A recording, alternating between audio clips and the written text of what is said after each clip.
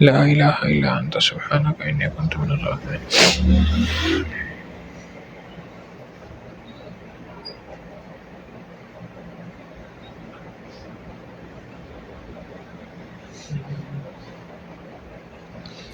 اللهم صل على سيدنا محمد وعلى آل سيدنا محمد وبارك وسلم.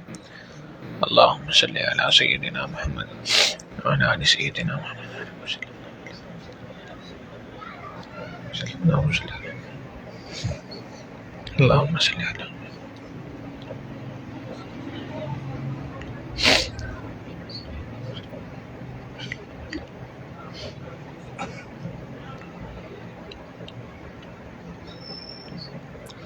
اللهم صل على محمد.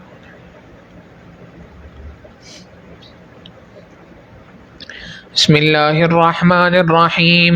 والله ذو فضل على المؤمنين. والله ذو فضل على المؤمنين. والله ذو فضل على المؤمنين. والله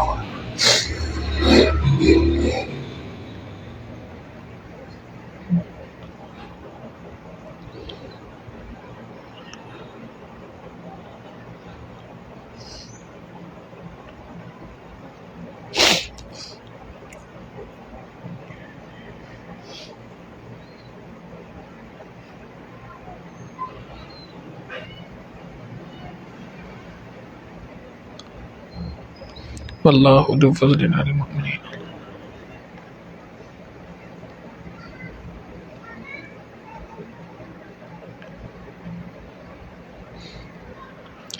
اللهم صل على سيدنا محمد وعلى آل سيدنا محمد وبارك وسلم. اللهم صل على سيدنا.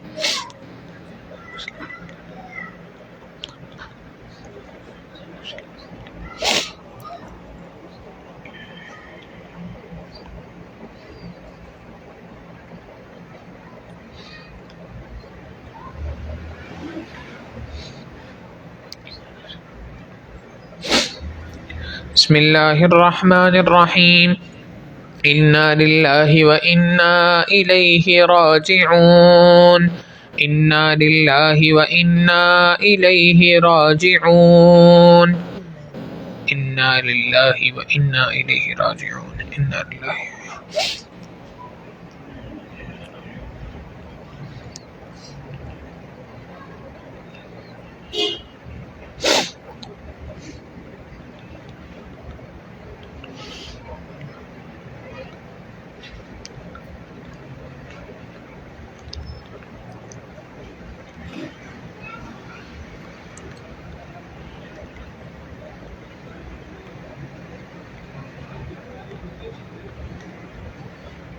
إنا لله وإنا إليه راجعون.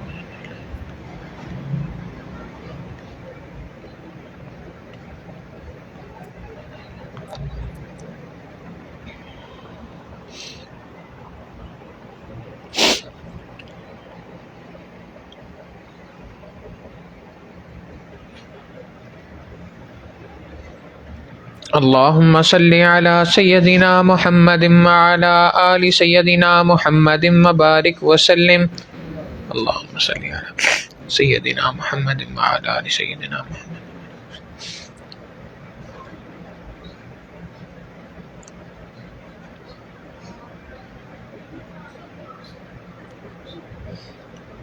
اللهم صل على سيدنا.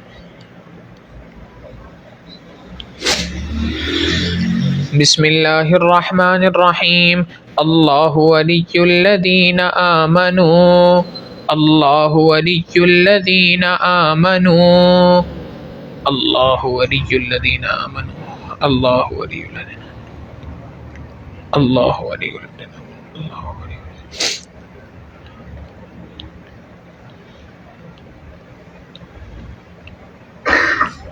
الله ولي الذين آمنوا.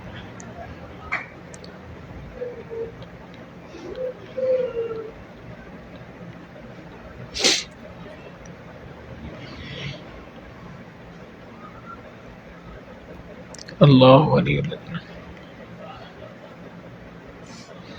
اللهم صل على سيدنا محمد وعلى آل سيدنا محمد وبارك وسلم. اللهم صل على سيدنا اللهم صل على سيدنا محمد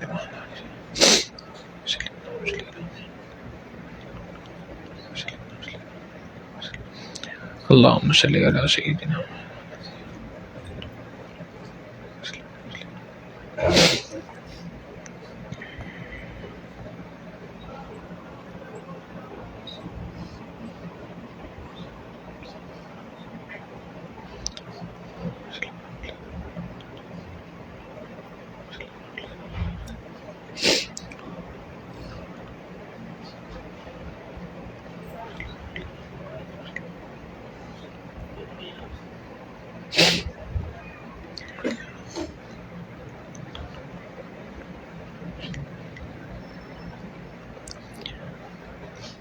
الله.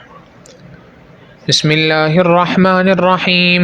والله ولي المؤمنين والله ولي المؤمنين والله ولي المؤمنين والله ولي المؤمنين.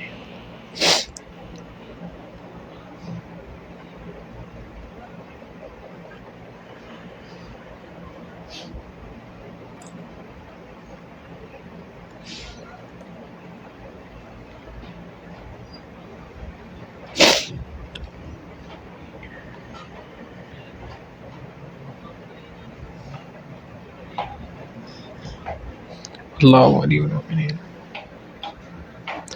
والله ولي المؤمنين الله ولي المؤمنين.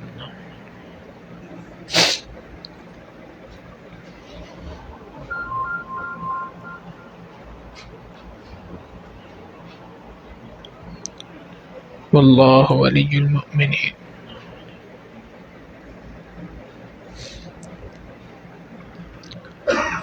اللهم صل على سيدنا محمد وعلى آل سيدنا محمد وبارك وسلم. اللهم صل على سيدنا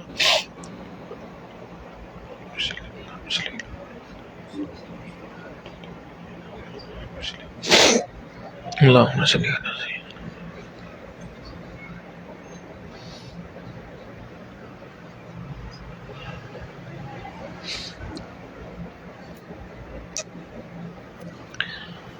سبحان ربی العلی الوہاب. اللہم صلی علی سیدنا محمد وعلی آل سیدنا محمد وبارک وسلم. اے اللہ، ہم نے جو ختم خواجگان پڑھا ہے اسے نبی علیہ الصلوۃ والسلام کی خدمت میں پیش کرتے ہیں، اللہ قبول فرما. نبی علیہ الصلوۃ والسلام کے وسیلے سے تمام انبیاء، تمام صحابہ، صحابیات، تابعین، تبع تابعین، ائمہ، مجتہدین، محدثین، مفسرین، فقہائے کرام اور تمام سلاسل کے بزرگ، خصوصاً سلسلہ عالیہ نقشبندیہ کے بزرگ، خصوصاً حضرت خواجہ فضل علی قریشی رحمہ اللہ، حضرت خواجہ عبد المالک صدیقی رحمہ اللہ، حضرت مرشد عالم رحمہ اللہ، اور حضرت مولانا پیر ذوالفقار احمد نقشبندی دامت برکاتہم، اور تمام مؤمنین، مؤمنات، مسلمین، مسلمات کو اصال ثواب کرتے ہیں، اللہ قبول فرما.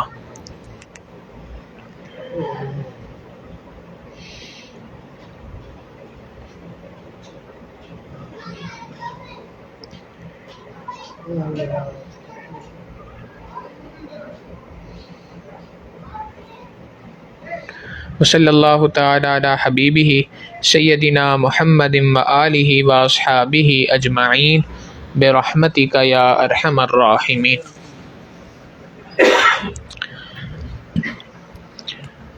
الحمد للہ وکفی وسلام علی عبادہ الذین اصطفی. اما بعد فاعوذ باللہ من الشیطان الرجیم. بسم اللہ الرحمن الرحیم. امن یجیب المضطر اذا دعا. سبحان ربک رب العزت عما یصفون وسلام علی المرسلین والحمد للہ رب العالمین.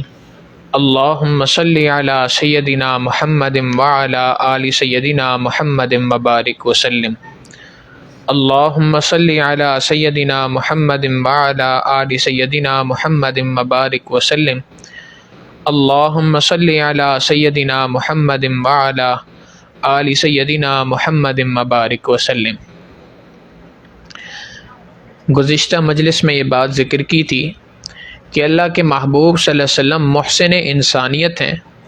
نبی علیہ الصلوۃ والسلام کے اس امت کے اوپر بے تحاشا احسانات ہیں، اور انہی احسانات میں سے ایک اللہ کے محبوب صلی اللہ علیہ وسلم کا احسان امت پر یہ بھی ہے کہ نبی علیہ الصلوۃ والسلام نے امت کو دعا مانگنے کا طریقہ سکھلایا، اور وہ الفاظ استعمال فرمائے، وہ باتیں اللہ رب العزت سے مانگی کہ جس کی طرف عام طور پہ بندے کا گمان اور بندے کا ذہن نہیں جاتا، مگر نہ چونکہ نبی علیہ الصلوۃ والسلام نے ان تمام باتوں کو اپنی دعاؤں میں شامل فرما دیا، تو یہ اللہ کے محبوب صلی اللہ علیہ وسلم کا امت پر احسان ہے کہ نبی علیہ الصلوۃ والسلام نے اللہ سے خزانے لینے کا طریقہ بتا دیا۔ گویا یہ ایسی ہی بات ہے کہ جیسے کسی شخص کے پاس بہت سارے خزانے ہوں اور ان خزانوں کے اوپر چابیاں لاک لگے ہوئے ہوں، تو خزانوں کے دروازے ہوں اور خزانوں کے دروازوں کی چابیاں کسی کو دے دی جائیں کہ یہ چابیاں ہیں، جس چابی کو جس جگہ پہ لگاؤ گے اس سے وہ خزانہ کھل جائے گا۔ تو یہ بے عینی ایسی بات ہے، اللہ رب العزت کی رحمت کے خزانے تھے اور خزانے ہیں، ان خزانوں کی چابیوں کو کیسے کھولنا ہے نبی علیہ الصلوۃ والسلام امت کو بتلا کے چلے گئے، اور اللہ کے محبوب صلی اللہ علیہ وسلم نے بات سکھلا دی کہ اللہ رب العزت سے دعائیں کیسے مانگی جاتی ہیں، کیا الفاظ ہیں جن کے ساتھ اللہ رب العزت سے دعائیں مانگی جاتی ہیں، کیا الفاظ ہیں جن کے ذریعے سے اللہ کی رحمت کو مختلف اوقات میں اپنی طرف متوجہ کیا جاتا ہے۔ مگر ساتھ میں دعا مانگنے سے متعلق چند شرائط بتا دی کہ دعا کی قبولیت کی کچھ شرائط ہیں، اور دعا کی قبولیت کے ساتھ ساتھ دعا کے مانگنے کے کچھ آداب بھی ہیں، ان کو ذکر کیا تھا۔ دعا کی قبولیت کے دو شرائط بتائیں۔ ایک شرط تو یہ کہ انسان کا پیٹ حرام مال سے پاک ہو، اگر پیٹ کے اندر حرام ہوگا تو اس بندے کی دعا اللہ کے دربار میں پہنچتی ہی نہیں ہے، وہاں تک اس بندے کی فریاد پہنچتی ہی نہیں ہے، درخواست پہنچتی ہی نہیں ہے، اور جب پہنچتی نہیں ہے تو پھر قبولیت کی بات کہاں سے آئے گی؟ تو لہٰذا سب سے پہلی بات کہ اپنے پیٹ کو حرام مال سے پاک رکھے انسان، اور دوسری بات اپنے اعضاء کو گناہوں سے پاک رکھے، 100% اپنے آپ کو گناہوں سے بچائے۔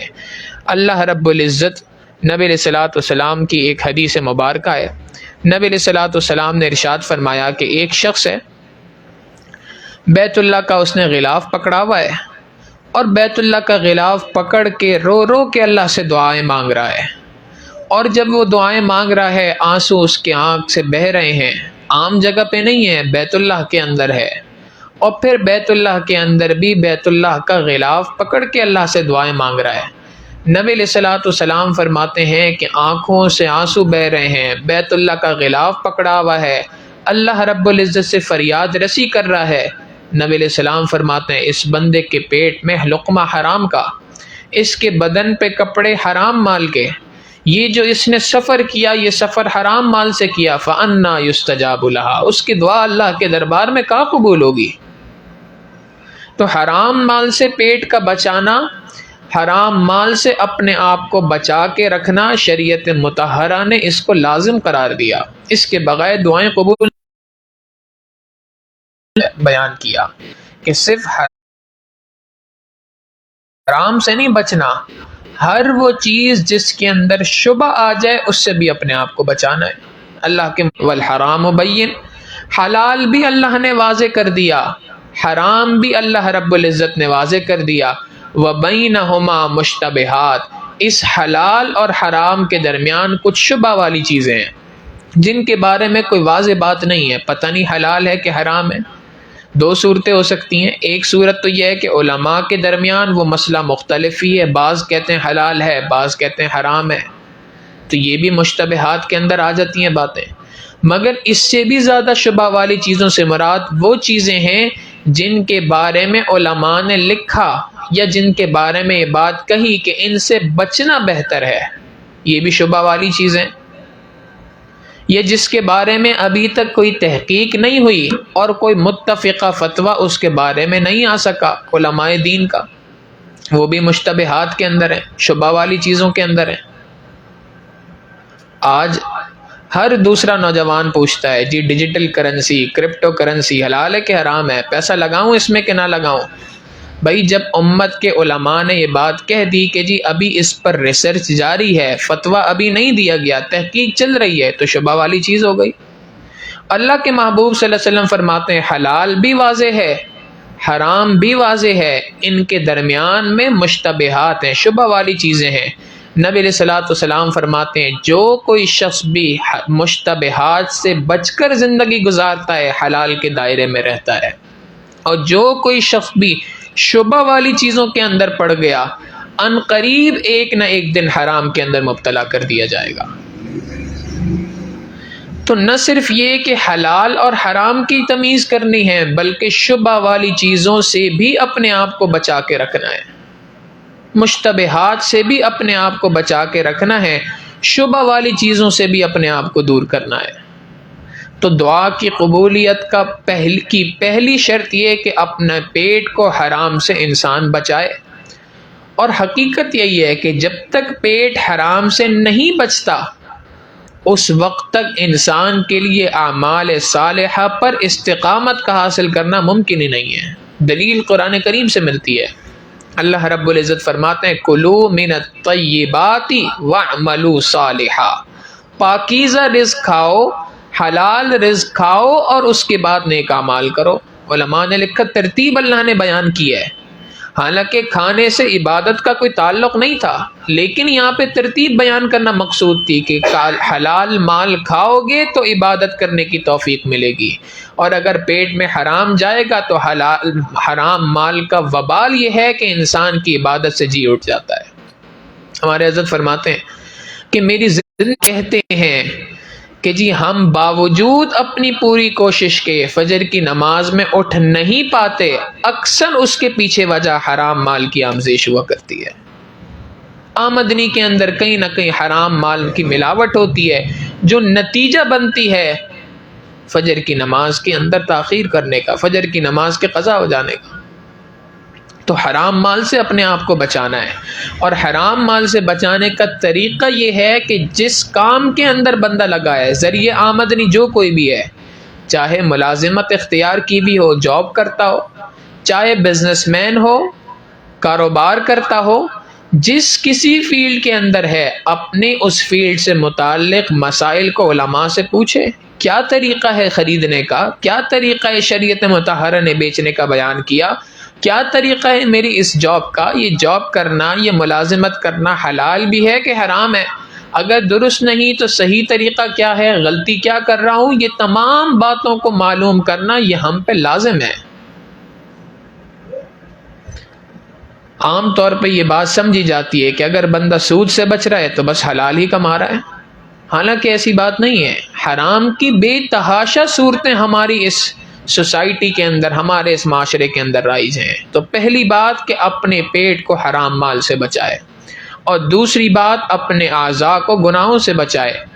ہمارے مشائخ نے یہ بات لکھی ہے، جو کوئی شخص بھی اپنے اعضاء، اپنے علم اور ارادے سے گناہ کرنا چھوڑ دیتا ہے، جو کوئی شخص بھی اپنے علم اور ارادے سے گناہ کو کرنا چھوڑ دیتا ہے، اللہ رب العزت ایسے بندے کی دعاؤں کو رد کرنا چھوڑ دیتے ہیں۔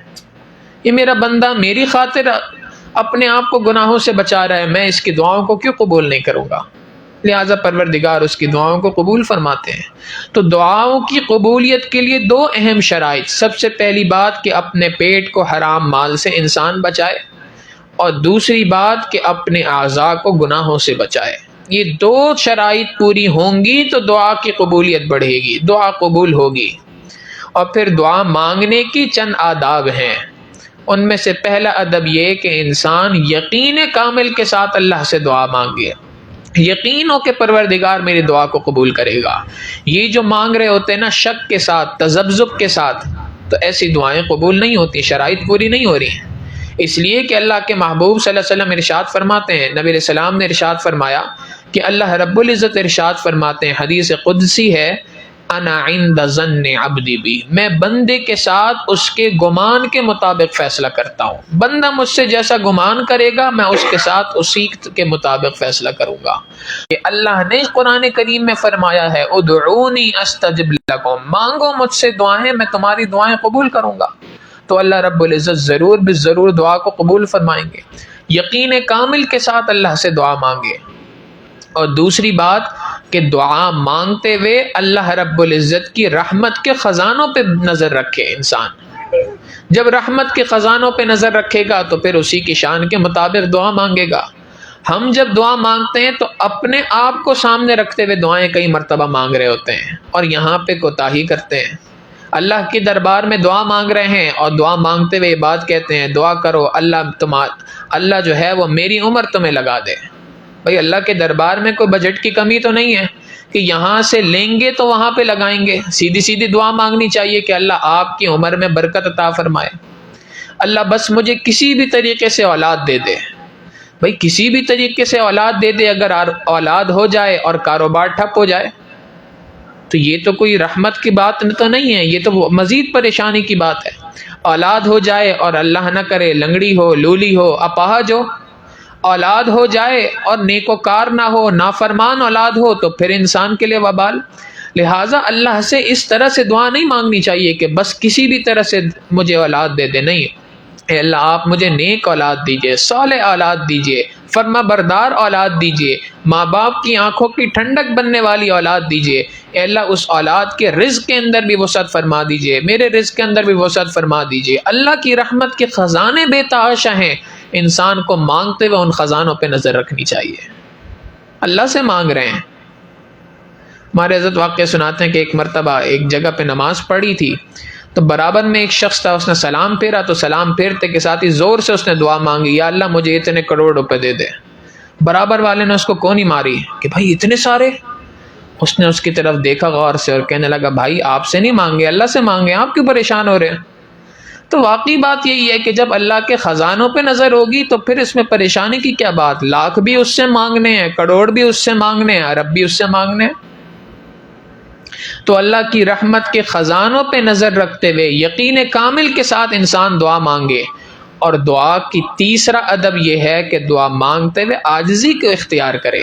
ہمارا معاملہ یہ ہوتا ہے کہ ہم بجائے اس کے کہ عاجزی کو اختیار کریں، ہم جو ہے وہ تھانے دار والا طرز اختیار کر رہے ہوتے ہیں. جیسے صبح صبح فیکٹری کے اندر ایک مینیجر آتا ہے نا، آ کے ہر کسی کو کام سپرد کرتا ہے، تم یہ کام کرو، تم یہ کام کرو، تم یہ کام کرو. ہمارا بھی معاذ اللہ سے دعا مانگنے کا طریقہ یہی ہوتا ہے، یا اللہ بیٹی کی شادی ہو جائے، کاروبار اچھا ہو جائے، یہ کام ایسا ہو جائے، یہ کام ویسا ہو جائے. بس ہم کام جیسے ذمہ لگا رہا ہوتا ہے، بس کہ دعا مانگنے کے بعد ہاتھ پھیرے اور اس کے بعد ذرا سوچیں میں نے ابھی کیا دعا مانگی ہے. تو کئی بار انسان کو یاد بھی نہیں آتا میں نے دعا کیا مانگی ہے. اتنی غفلت کے ساتھ دعا مانگیں گے تو کیسے قبول ہوگی. ہمارا معاملہ اپنی ذات کے ساتھ یہ ہے کہ اگر ہم کسی جگہ پہ موجود ہوں، سگنل پہ ایک فقیر آ جائے مانگنے کے لیے اور اس کا ہاتھ ہماری طرف پھیلایا ہوا ہو، دیکھ کسی اور طرف رہا ہو، تو ہمیں غصہ آتا ہے. دینے کا جی نہیں چاہتا اس کو کہ نہیں اس کو کچھ نہیں دینا، اس کو تو اس کے تو پیٹ بنے ہیں، نخرے ہیں اس کے. ہم تو اس طرح کے القابات اس کو لگا رہے ہوتے ہیں. ایک بندہ دوسرے سے مانگ رہا ہے تو اس میں بھی ہماری ایکسپیکٹیشن یہ ہے، ہماری توقع یہ ہے کہ ہماری طرف دیکھے گا. تو ہم تو پروردگار عالم سے مانگ رہے ہیں، جو ہمارا پروردگار ہے، ہمارا رب ہے. ہماری توجہ کتنی ہونی چاہیے اللہ کے دربار میں. یقین کے ساتھ مانگیں. حجاج ابن یوسف کا واقعہ ہے کہ ایک مرتبہ بیت اللہ کا طواف کرنے کے لیے پہنچا تو اس نے دیکھا کہ ایک اندھا وہاں پہ کھڑا ہوا ہے اور کھڑے ہوئے اللہ سے دعائیں مانگ رہا ہے، یا اللہ آنکھیں دے دے، یا اللہ آنکھیں دے دے، یا اللہ آنکھیں دے دے. قریب گیا اور اس نے جا کے ٹھوکر ماری. اس کو کہا تجھے پتہ ہے میں کون ہوں؟ اس نے کہا مجھے کیا پتا آپ کون ہیں. اس نے کہا میں حجاج ابن یوسف ہوں. بادشاہ سلامت آپ؟ ہاں. میں دیکھ رہا ہوں تو اتنی دیر سے یہاں کھڑا ہوا ہے، اللہ سے دعائیں مانگ رہا ہے، تیری آنکھیں ہی نہیں آ رہی ہیں. میں طواف کر رہا ہوں، طواف کے 7 چکر پورے کر کے واپس اس جگہ پہ آؤں گا. اگر اس وقت تک تیری آنکھیں واپس نہ آئیں، بینائی نہ آئی، تو میں تیرا سر جو ہے وہ گردن سے الگ کر دوں گا، تمہاری گردن الگ کر دوں گا تلوار سے. یہ بات کہی، ایک شرطے کو، پولیس والے کو وہاں پہ مقرر کیا اور اس کے بعد اس نے اپنا طواف شروع کر دیا. اب یہ جب پہلے صرف دعائیں مانگ رہا تھا، یا اللہ آنکھیں دے دے، یا اللہ آنکھیں دے دے، اب اس کی تو حالت ہی غیر ہو گئی. اب یہ جب مانگ رہا ہے تو بلک بھی رہا ہے، تڑپ بھی رہا ہے. یا اللہ پہلے تو صرف آنکھوں کا معاملہ تھا، اب تو جان کا معاملہ آ گیا ہے. یا اللہ کچھ کرم فت دے، کچھ رحم فرما دے، تیری رحمت کے خزانوں میں تو کوئی کمی نہیں. کتابوں میں لکھا ہے اس نے اتنی لجاجت کے ساتھ، اتنی تڑپ کے ساتھ اللہ سے دعا مانگی، حجاج کے ساتھ چکر پورے نہیں ہوئے تھے، اللہ نے اس کی بنائی اس کو واپس لوٹا دی. جب انسان یقین کے ساتھ اللہ سے مانگتا ہے، اللہ کے خزانوں کو سامنے رکھ کر دعا مانگتا ہے، امید کے ساتھ مانگتا ہے، یقین کے ساتھ مانگتا ہے، توجہ کے ساتھ مانگتا ہے، اللہ رب العزت ایسی دعاؤں کو رد نہیں کرتے. وہ پروردگار روک کر خوش نہیں ہوتا، دے کر خوش ہوتا ہے. قرآن کریم میں جا بجا اللہ نے اس بات کا تذکرہ فرمایا، ادعونی استجب لکم، مانگو مجھ سے میں تمہاری دعاؤں کو قبول کروں گا. یا ایھا الناس انتم الفقراء الی اللہ، اے انسانو تم سب کے سب اللہ کے محتاج، تمہیں عطا کر کر کے اللہ رب العزت خوش ہوتا ہے. لہٰذا اللہ سے مانگنے کے طریقے ہیں، آداب کے ساتھ مانگیں، شرائط کے ساتھ مانگیں، اللہ دعاؤں کو قبول فرمائیں گے. نبی علیہ الصلوۃ والسلام نے ایک خوبصورت دعا ہمیں سکھلائی. اس کے پہلے حصے کے اوپر گزشتہ مجلس میں گفتگو ہوئی تھی. اللہ کے محبوب صلی اللہ علیہ وسلم ارشاد فرماتے ہیں، دعا مانگی اللہ رب العزت سے، اللہم انا نسألک العفو، اے اللہ ہم آپ سے عفو مانگتے ہیں. علماء نے لکھا عفو کا معنی ہے سلامت الدین من الفتن، فتنوں سے انسان کے دین کی حفاظت ہو جائے. دین کے اندر جو فتنے آتے ہیں، ہر قسم کے فتنوں سے انسان کی حفاظت ہو جائے، اسی کو عفو کہا جاتا ہے. چنانچہ فتنے انسان کے اوپر جو آتے ہیں دنیا کے اندر، وہ دو طرح کے ہیں. بعض فتنے شبہات کے ذریعے سے آتے ہیں اور بعض فتنے شہوات کے ذریعے سے آتے ہیں. شہوات کے ذریعے سے انسان کی آزمائش ہوتی ہے، شیطان بہکاتا ہے، مختلف قسم کے شہوات کے گناہوں کے اندر انسان کو لگا دیا کرتا ہے. شہوات کی ابتدا انسان کی آنکھوں سے ہوتی ہے اور اس کی انتہا انسان کی شرمگاہ کے ذریعے سے ہوتی ہے. اصل چیز یہ ہے، یہی وجہ قرآن کریم میں اللہ رب العزت نے یہ نہیں فرمایا زنا نہ کرو، بلکہ فرمایا وَلَا تَقْرَبُوا الزِّنَا، زنا کے قریب بھی نہ جاؤ. وہ تمام اوامر، وہ تمام چیزیں جو انسان کو زنا کی طرف لے جانے والی ہیں، انسان کی آنکھ، انسان کے کان، انسان کی زبان، یہ تین چیزیں ہیں جن سے انسان کی شہوت کے اوپر اٹیک ہوتا ہے، شیطان حملہ کرتا ہے. تو پہلا طریقہ تو یہی ہوتا ہے، آنکھیں غلط استعمال ہو جاتی ہیں، کان غلط استعمال ہوتے ہیں، اس کا نتیجہ یہ نکلتا ہے کہ انسان کا دماغ غلط سوچنا شروع کر دیتا ہے، تھاٹ پروسیس اس کا چل جاتا ہے. آنکھ نے ایک بار دیکھا، دیکھ کے اپنا کام پورا کر دیا، اب دماغ نے اپنا کام کرنا شروع کر دیا، ایک تھاٹ پروسیس چل رہا ہوتا ہے، ایک پورا ذہن کے اندر خاکہ بن رہا ہوتا ہے، فلم بن رہی ہوتی ہے پوری ذہن کے اندر. اور پھر وہ فلم بنتے بنتے بنتے نتیجہ یہ نکلتا ہے کہ انسان اس کے بعد گناہ کے اندر مبتلا ہو جاتا ہے. تو دیکھنا بھی گناہ، شریعت نے اسی لیے کہہ دیا کہ دیکھنا بھی گناہ، سننا بھی گناہ، بات چیت کرنا شہوات سے متعلق یہ بھی گناہ، اور اس پر سوچ بچار کرنا یہ بھی گناہ ہے. آج ہم اس کو گناہ نہیں سمجھتے. گناہوں کی پلاننگ کا کرنا، دل و دماغ کے اندر اپنے ایک خیالات کا تصور کی فلم چلانا، یہ بھی بہت بڑا کبیرہ گناہ ہے. بلکہ ہمارے مشائخ نے لکھا کہ انسان کا جتنا نقصان اس ذہن کے اعتبار سے، سوچ کے گناہ سے ہوتا ہے، اتنا نقصان کسی گناہ سے نہیں ہوتا. کئی نوجوان اندر گناہوں کے خیالات آ رہے ہوتے ہیں، عبادات کے اندر بیٹھے ہوتے ہیں، مسجد کے اندر بیٹھے ہیں، اعتکاف کی حالت میں بیٹھے ہیں، گناہوں کے خیالات آ رہے ہیں. کیوں؟ اس لیے کہ خیال کے اوپر، سوچ کے اوپر محنت ہی نہیں کی. جب محنت نہیں کی تو اب شیطان جو ہے وہ شہوات کے ذریعے سے انسان سے کھیل رہا ہے. تو یہ فتنے شہوات کے ذریعے سے بھی آتے ہیں، شبہات کے ذریعے سے بھی آتے ہیں. شبہے کے اندر انسان کو ڈال دیا جاتا ہے، دین سے متعلق شبہات، اللہ کے وجود سے متعلق شبہات، اللہ کی رحمت سے دور انسان کو کر دیا جاتا ہے. کئی لوگ ہیں ان کے ذہنوں میں ہر وقت پہ شبہ یہی رہتا ہے، جی میں تو گناہوں سے بچ ہی نہیں سکتا، میں تو جو ہے وہ اللہ کی رحمت میری طرف متوجہ کیسے ہو سکتی ہے، میں تو یہ گناہ چھوڑ ہی نہیں سکتا. میں تو توبہ کر ہی نہیں سکتا، میں تو اللہ کے قریب ہو ہی نہیں سکتا۔ حضرت یعقوب علیہ الصلوۃ والسلام اپنے بچوں کو بتاتے ہیں انہ لا ییأس من روح اللہ الا القوم الکافرون، اللہ کی رحمت سے تو کافر مایوس ہوا کرتا ہے، شیطان مایوس ہوا کرتا ہے، مؤمن آدمی تو اللہ کی رحمت سے کبھی مایوس نہیں ہوتا۔ اعتراضات کر دی جاتے ہیں دین اسلام کے اوپر، جی اسلام میں پردے کا حکم کہاں سے آ گیا، چہرے کا پردہ کہاں سے ہے، عورت کو میراث میں ایک حصہ ہے، مرد کے 2 حصے ہیں، یہ تو عورت کے ساتھ بڑی زیادتی ہے۔ اسلام نے تو مرد کو جو ہے وہ حاکم بنا دیا، گھر کا نگران بنا دیا، عورت کو اس کے ماتحت کر دیا، یہ تو عورت کے ساتھ ظلم ہے۔ مساوات ہونی چاہیے تھی، برابری ہونی چاہیے تھی۔ یہ طرح طرح کے شبہات ہیں جو دین سے متعلق انسانوں کے ذہنوں میں ڈالے جاتے ہیں شیطان کی جانب سے۔ شیطان خود بھی یہ کام کرتا ہے اور اس نے اپنے انسانوں میں ایک فورس ہے جو لگا رکھی ہے۔ یہی تو وجہ ہے اللہ رب العزت نے قرآن کریم میں سکھلایا کہ شیطان سے بھی پناہ مانگنی ہے، وہ شیطان جو جنات کی صورت میں ہے ان سے بھی پناہ مانگنی ہے، اور جو انسانوں کی صورت میں ہے اس سے بھی پناہ مانگنی ہے، من الجنۃ والناس۔ لہٰذا شہوات کی صورت سے انسان کو بہکایا جا رہا ہو یا شبہات کے ذریعے سے بہکایا جا رہا ہو، اللہ کے محبوب صلی اللہ علیہ وسلم فرماتے ہیں اللہم انا نسألک العفو، اے اللہ میں آپ سے ان فتنوں سے سلامتی چاہتا ہوں، آپ مجھے ان فتنوں سے سلامتی عطا فرما دیجئے۔ اس فتنوں کے دور میں اس دعا کا تو کثرت سے اہتمام کرنا چاہیے کہ جس دور کے اندر طرح طرح کے فتنے روزانہ کے اعتبار سے آ رہے ہیں، روزانہ کے اعتبار سے کوئی نیا فتنہ امت کے اندر آ رہا ہے، لہٰذا اللہ رب العزت سے پناہ مانگنی چاہیے۔ اللہ کے محبوب صلی اللہ علیہ وسلم کی اس سکھلائی ہوئی دعا کو بار بار مانگتے رہنا چاہیے کہ یا اللہ میں فتنوں سے آپ کی حفاظت مانگتا ہوں، سلامتی مانگتا ہوں۔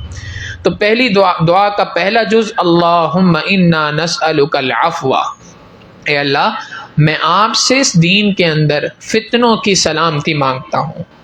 اور دوسری بات فرمائی والعافیہ، اے اللہ میں آپ سے عافیت مانگتا ہوں۔ عافیت کس کو کہتے ہیں؟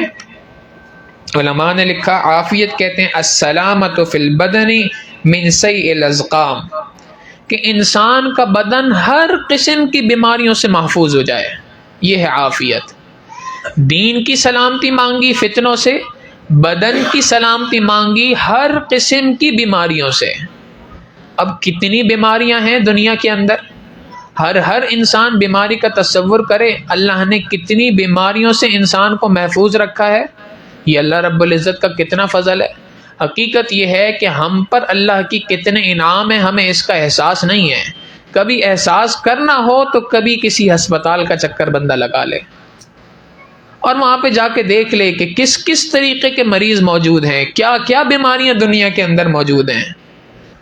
ہمارے حضرت کے پاس ایک مرتبہ خاتون کا فون آیا تو حضرت فرمانے لگے کہ وہ بڑی رو رہی تھی۔ میں نے کہا کیا ہوا؟ کہنے لگے کہ حضرت مجھے پچھلے 8 سال سے معدے کا السر ہے، اور اس معدے کے السر کی وجہ سے 8 سال سے میں ایک بہت امیر گھرانے سے ہوں، ہمارے ہاں لوگوں کا آنا جانا بھی بہت زیادہ ہے، میرے خاوند کو لوگوں کی دعوتیں کرنے کا بھی شوق ہے، مجھے کھانا بنانے کا بھی شوق ہے، 8 سال سے میں لوگوں کے لیے طرح طرح کے کھانے بنا کے ان کو کھلا رہی ہوں، لیکن میرا اپنا حال یہ ہے کہ 8 سال سے روٹی کا لقمہ میرے پیٹ کے اندر نہیں گیا، صرف جوسز کے اوپر گزارا ہے، 8 سال سے روٹی نہیں کھائی۔ کتنی بڑی اللہ کی نعمت ہے کہ اللہ رب العزت طرح طرح کی نعمتیں ہمیں نصیب فرما رہے ہیں۔ آج گھر کے اندر بیوی خاوند سے پوچھتی ہے آج کیا پکانا ہے، یہ جو سوال ہے نا کیا پکانا ہے، یہ کتنی بڑی اللہ کی نعمت ہے، یعنی آپشنز موجود ہیں، یہ بھی پک سکتا ہے، یہ بھی پک سکتا ہے، یہ بھی پک سکتا ہے، یہ بھی پک سکتا ہے، آپ بتائیے اس میں سے کیا کھانا ہے۔ تو یہ اللہ کی کتنی بڑی نعمت ہے۔ دنیا کے بے تحاشا گھر ایسے ہیں آج دنیا میں، اور دنیا تو بہت دور کی بات ہے، اپنے شہر کراچی میں ہم ڈھونڈ لیں تو کتنے گھر ایسے مل جائیں گے کہ جہاں پر جو ہے وہ چولہا ہی نہیں جلتا۔ تو اللہ رب العزت کی کتنی بڑی نعمت ہے، اللہ نے آزاد سلامت رکھے ہیں، یہ کتنی بڑی اللہ کی نعمت ہے۔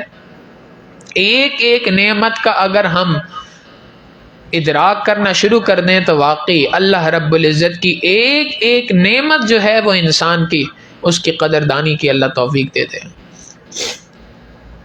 ایک عالم دین ایک مرتبہ کسی جگہ پہ نوجوانوں سے گفتگو کر رہے تھے، تو انہوں نے سوال کیا ان سے کہ بھائی بتائیں، آپ میں سے کون ہے جو 1,00,000 روپے کمانا چاہتا ہے؟ شاید 1,00,000 کہے تھے یا 10,00,000 کہے تھے، غالباً 10,00,000 روپے کہے کہ 10,00,000 روپے کون کمانا چاہتا ہے؟ بہت سو نے ہاتھ اٹھائے کہ جی ہم کمانا چاہتے ہیں۔ نوجوان آج کل تو ظاہر ہے پیسہ کمانے کے لیے بہت پیچھے بھاگتے ہیں، تو پوچھا کہ جی کتنے آپ میں سے کون ہے جو 10,00,000 روپے کمانا چاہتا ہے؟ بہت سو نے ہاتھ کھڑا کیا ہم کمانا چاہتے ہیں۔ انہوں نے کہا کہ دیکھو تم 10,00,000 کے پیچھے بھاگ رہے ہو، 10,00,000 کمانا چاہتے ہو، میں تمہیں ایک طریقہ بتاتا ہوں، آسانی سے تم 10,00,000 کما سکتے ہو اور زیادہ وقت نہیں لگے گا، 1 دن میں کما سکتے ہو۔ خوش ہو گئے، اچھا کیسے؟ بتاتا ہوں۔ کہنے لگے کہ جی گردہ تو بک جائے گا، لیکن گردہ بیچنے کے لیے بھی تو گردے کی کہنے لگے کہ دیکھو میں تمہیں ایک بات سمجھانا چاہتا ہوں اصل میں، اور بات یہ ہے کہ تمہارے جسم کے ایک عضو کی قیمت اتنے لاکھوں روپے ہے۔ اس کا مطلب یہ ہے کہ تم جس مال کے پیچھے بھاگ رہے ہو، کروڑوں روپے کی انسٹالمنٹ تو تمہارے اپنے اندر ہوئی ہوئی ہے، تمہیں اس کا احساس نہیں ہے، تمہیں اس کا ادراک نہیں ہے۔ جس دن اس بات کا ادراک ہو گیا کہ میرے ایک ایک عضو کی دنیا کے ہاں کیا قیمت ہے، ساری دنیا مل کر ایک آنکھ نہیں بنا سکتی انسان کی، جیسے آنکھ ضائع ہو جائے اس کا کوئی نعم البدل دنیا کے اندر موجود نہیں۔ حدیث مبارکہ بخاری شریف کی ہے، اللہ کے محبوب صلی اللہ علیہ وسلم نے فرمایا ایک شخص نے 400 سال اللہ رب العزت کی عبادت کی یکسوئی کے اندر، 400 سال کی عبادت یکسوئی کے ساتھ، 400 سال کی عبادت کے بعد اللہ کے دربار میں پہنچا، انتقال کے بعد اللہ رب العزت نے فرشتوں سے فرمایا اس کو اٹھا کر میری رحمت سے جنت میں ڈال دو۔ وہ کہنے لگا ربی بعملی، یا اللہ آپ کہہ رہے ہیں میری رحمت سے، میں نے تو 400 سال کی عبادت کی ہے، مجھے میرے اعمال کے بدلے جنت میں ڈالیے۔ اللہ رب العزت نے فرمایا ربی برحمتی کا، اے اللہ آپ اپنی رحمت سے ڈالنا ہے، بعملی میرے عمل سے ڈالیے۔ اللہ رب العزت نے فرمایا برحمتی، میری رحمت سے ڈالو اس کو جنت میں۔ وہ کہنے لگا یا اللہ بعملی، میرے عمل سے ڈالیے۔ 3 مرتبہ یہ اس نے خطاب کیا، ریکویسٹ کیا اللہ سے، یا اللہ میرے اعمال کے بدلے مجھے جنت میں ڈالیے۔ اللہ رب العزت نے فرشتوں سے فرمایا اس کی 400 سال کی عبادت کو ایک پلڑے کے اندر رکھو، اور جو نعمتیں میں نے اس کو دے رکھی تھی اس کو دوسرے پلڑے میں رکھو۔ جب وزن کیا گیا تو 400 سال کی عبادت ایک طرف رکھی گئی، آنکھ کی جو نعمت تھی اس کو ایک طرف رکھا گیا۔ نبی علیہ السلام فرماتے ہیں آنکھ کی نعمت بھاری ہو گئی، اس کے اعمال اوپر کو اٹھ گئے۔ نبی علیہ السلام فرماتے ہیں اللہ رب العزت نے فرمایا کہ اب اس کو اٹھا کے جہنم میں ڈال دو۔ اب فریاد کرنے لگا ربی برحمتی کا، ربی برحمتی کا، یا اللہ مجھے اپنی رحمت سے جنت میں داخل فرما دیجئے۔ نبی علیہ السلام نے فرمایا اللہ نے اس بندے کو اپنی رحمت سے پھر جنت میں داخل کیا۔ تو حقیقت تو یہی ہے کہ اللہ کی اتنی ساری نعمتیں ہمارے اوپر ہیں۔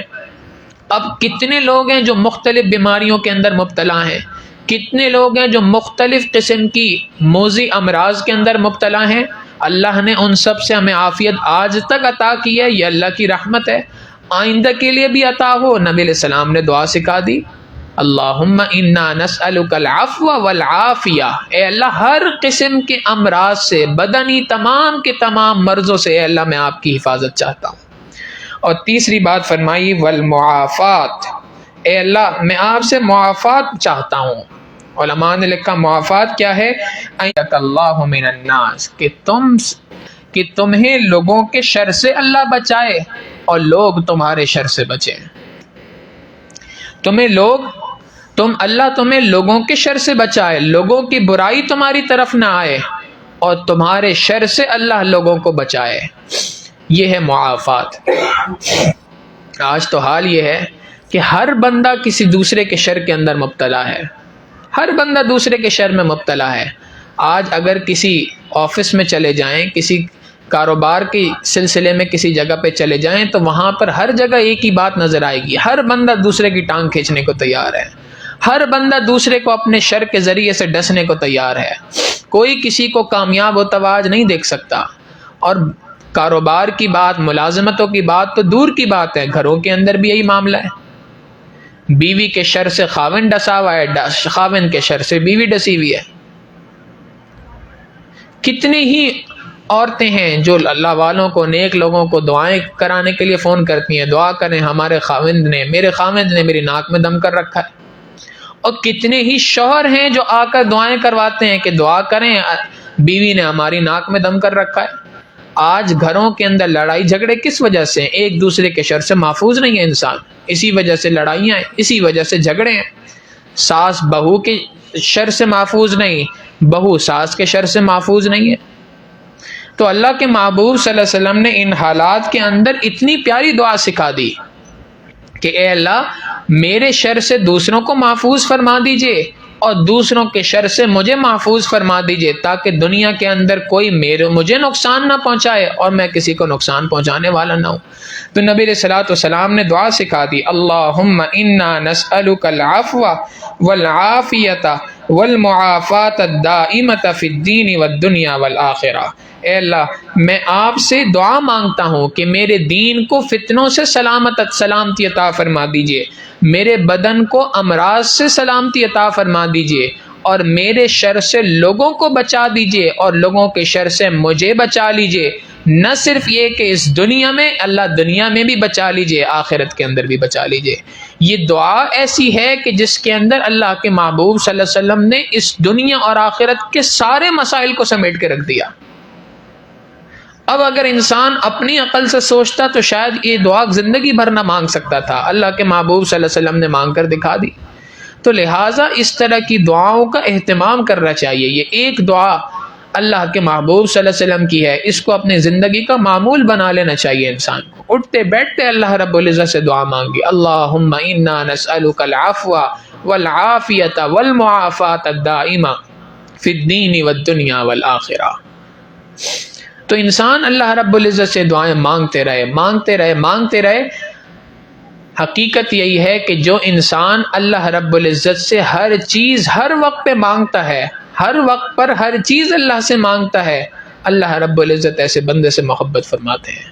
نبی علیہ السلام نے فرمایا جس کسی شخص پہ دعا کے دروازے کھل گئے اس پر اللہ کی رحمت کے دروازے کھل گئے۔ لہٰذا اللہ کے دربار میں دعائیں مانگتے رہنی چاہیے۔ دعا مانگنے کے لیے ایک وقت بھی مقرر ہونا چاہیے دن کا، کہ اس وقت پر تسلی کے ساتھ بیٹھ کے اللہ سے دعائیں مانگوں گا، مگر اس کے علاوہ چلتے پھرتے اٹھتے بیٹھتے اللہ سے مستقل دعائیں مانگتے رہنی چاہیے۔ انسان بازار کی طرف جا رہا ہے کوئی چیز خریدنے کے لیے، اللہ سے دعا مانگے۔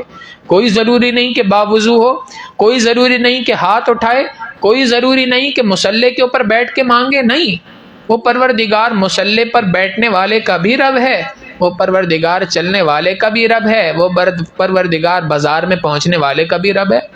لہٰذا جب گھر سے نکلے اب اللہ سے دعا مانگیں، یا اللہ فلاں چیز لینے جا رہا ہوں، بہتر چیز عطا فرما دیجئے۔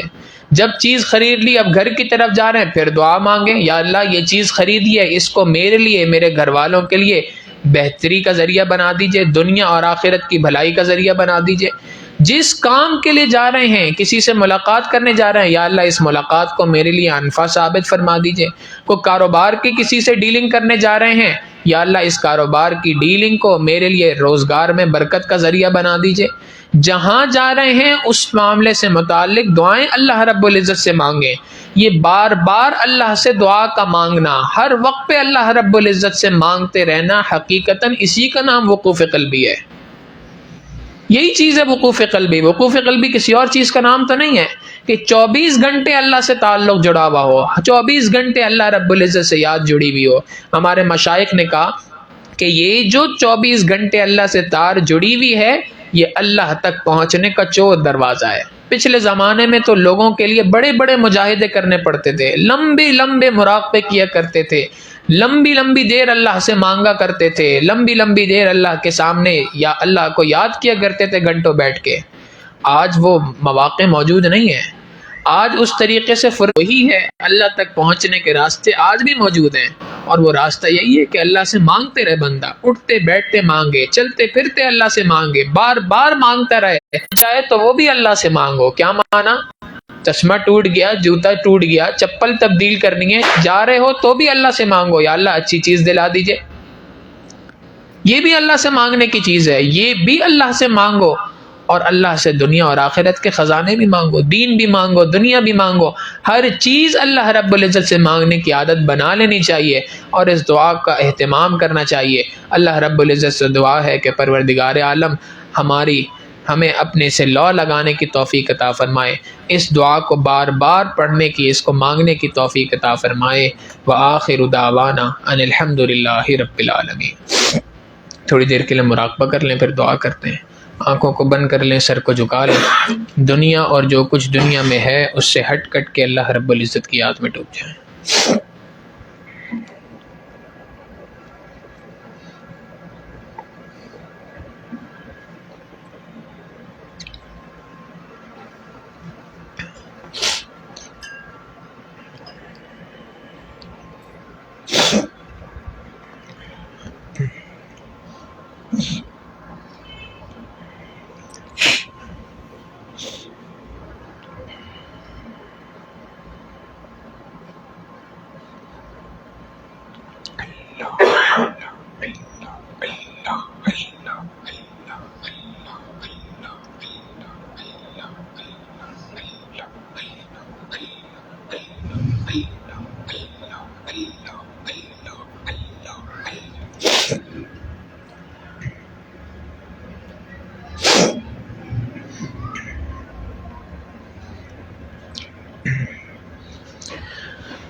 آہ جاتی ہے اثر کو کھینچ لانے کے لیے،